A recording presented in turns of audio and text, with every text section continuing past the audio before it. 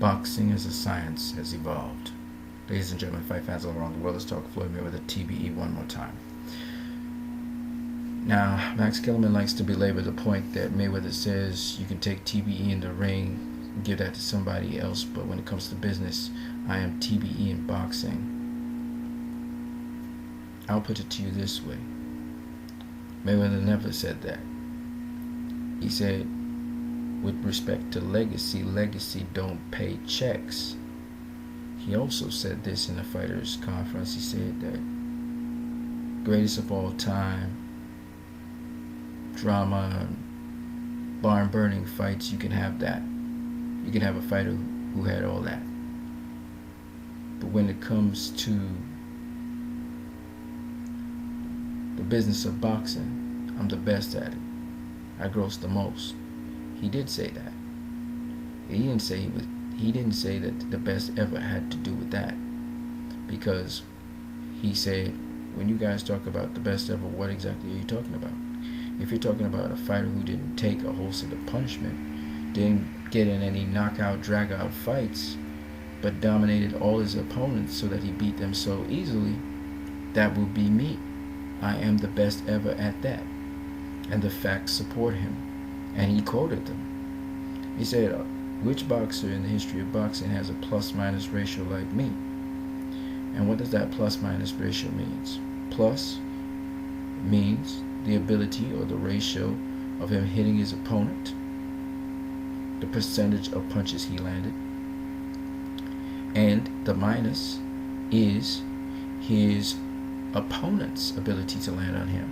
They threw a certain amount of shots and the percentage of shots that landed on him. When you subtract the plus from the minus, you get the plus-minus ratio, which he has the highest plus-minus ratio in the history of boxing. The only guy secondary to him is Joe Louis. When you think about that now, and the fact that boxing, the science of boxing is to hit and not get hit, Mayweather epitomizes that. And therein is his fact that he's TBE in the ring. For those of you who don't understand, he is TBE in the ring, because he shows not just his defensive ability not to get hit, but his offensive ability to hit while not getting hit. People talk about him being the best defensive boxer. No. If it was just about defense, then he'd be like Pernell Whitaker with a plus-minus ratio, which is pretty low, because he's not hitting his opponent as much as he's allowing his opponent to miss him. Now, here's another point I want to make. So I just wanted to bring the truth on Max Kellerman's statements, which are erroneous and false. The other truth I want to bring to light is this. Some people say that Mayweather's opponents, they were subpar compared to opponents of yesteryear.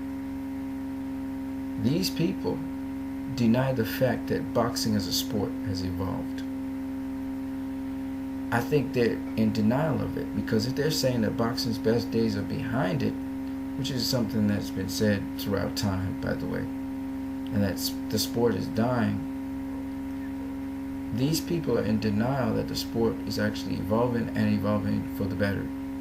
I'll give you a case in point.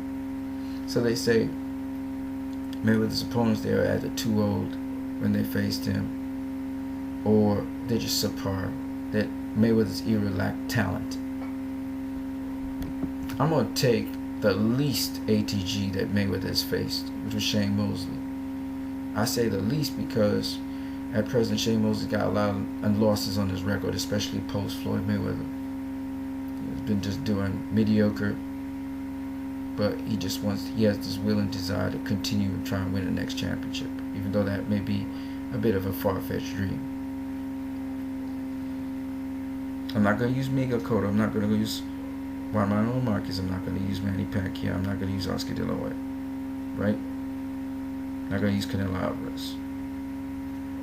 I'm going to use Shane Mosley, because some people debate whether he should go into the Boxing Hall of Fame, or even if he's a Boxing Hall of Fame, if he's an ATG. He actually is an ATG, but that's a whole other story for another day. Here's what I want to talk about. Shane Mosley, who everybody's been hypercritical about, was undefeated at lightweight. Jumped up 2 weight classes, defeated the number 1 welterweight in the world in Oscar De La Hoya in Oscar De La Hoya's prime. Okay? Oscar De La Hoya wasn't undefeated at the time. He had been defeated by Felix Trinidad. Okay? When Shane Mosley beat him. And this is one of the epic bouts right here. Shane Mosley beat Oscar De La Hoya. He'd go on to fight Vernon Forrest. This guy. He had 2 back-to-back fights. He lost to Vernon Forrest twice. Vernon Forrest in the first fight dropped him. Alright? Rocked him all around the ring. Shane Mosley's fought all kinds of heavy hitters. Okay? In his career. But the pinnacle of his career was when he fought the number 1 welterweight in the world in Antonio Margarito and stopped him. Okay? He didn't just beat him this time. He stopped him. Before that, he was at super welterweight. Knocked out Ricardo Mayorga in the 20th and final round. That's the Shane Mosley that faced Floyd Mayweather.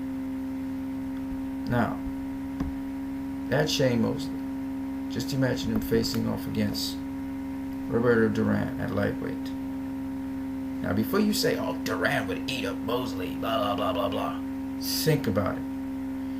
Mosley's career superseded Duran's career with respect to lightweight in the sense that he was undefeated at lightweight. Duran had a defeat while he was at lightweight against Esteban de Jesus.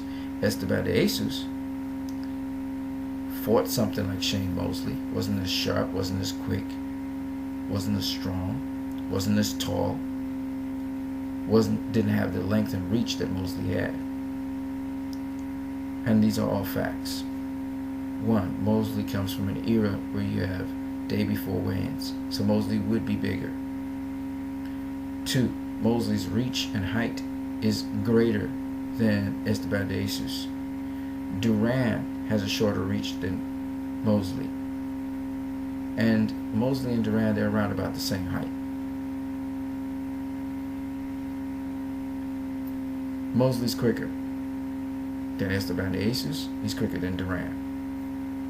Mosley can fight on the inside, the outside, and at mid-range. And he can box. We know Duran had problems with boxers who could outbox him. We saw it with Viorette. He didn't knock out Viorette. He should have knocked him out. Should have smoked that dude. Didn't. Mosley got more power than Duran ever saw at anybody at lightweight. Okay?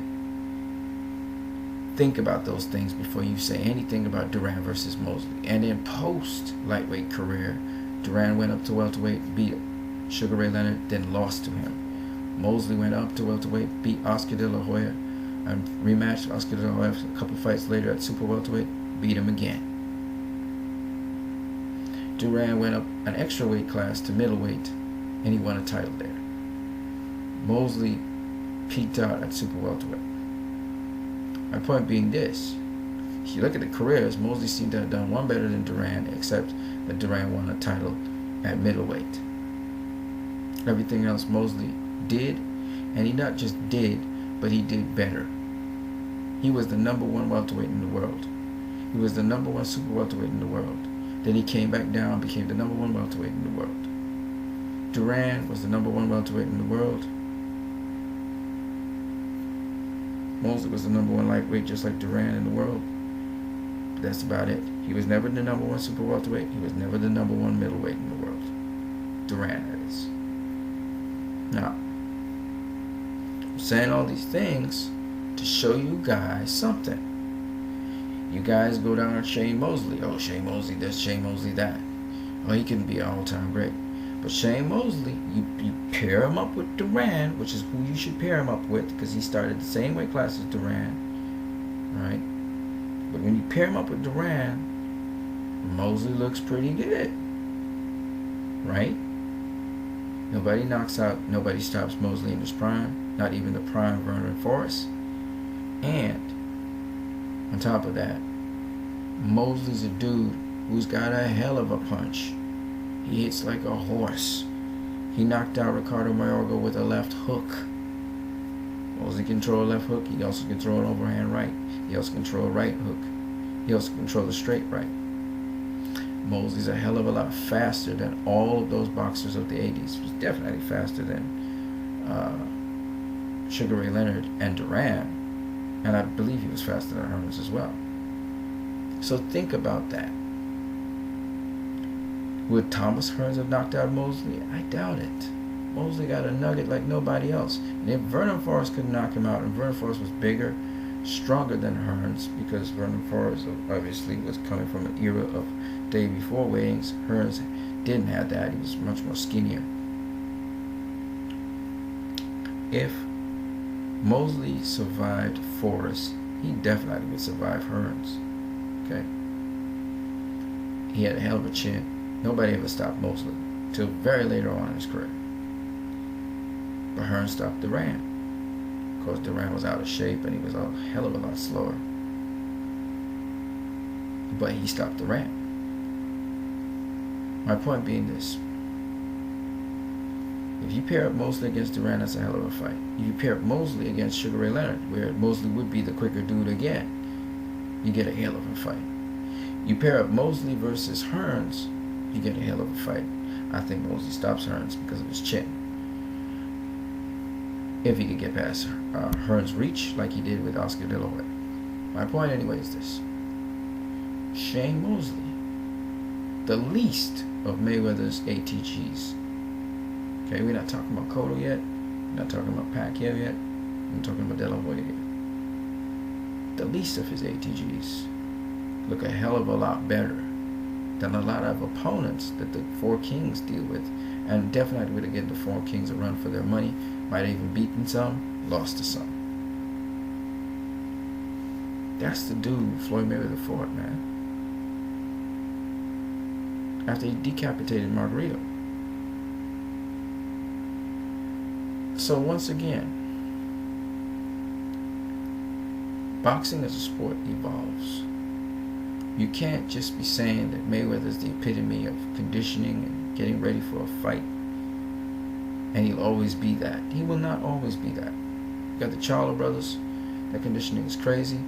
We got Arislan Lara, who has ridiculous conditioning. We got Sean Porter, who's got ridiculous conditioning and takes a hell of a punch because of that. There are a lot of other fighters up and coming who are going to have better conditioning than Floyd Mayweather. And don't tell me they're soft. I don't believe that. They have better nutrition and dieting than the fighters of the past. So, on that note, what I'm saying to you guys is boxing as a sport evolves. Believe you me, Floyd Mayweather is going to be yesterday's news in terms of his shape and conditioning and what they know in boxing today compared to yesteryear. Very soon.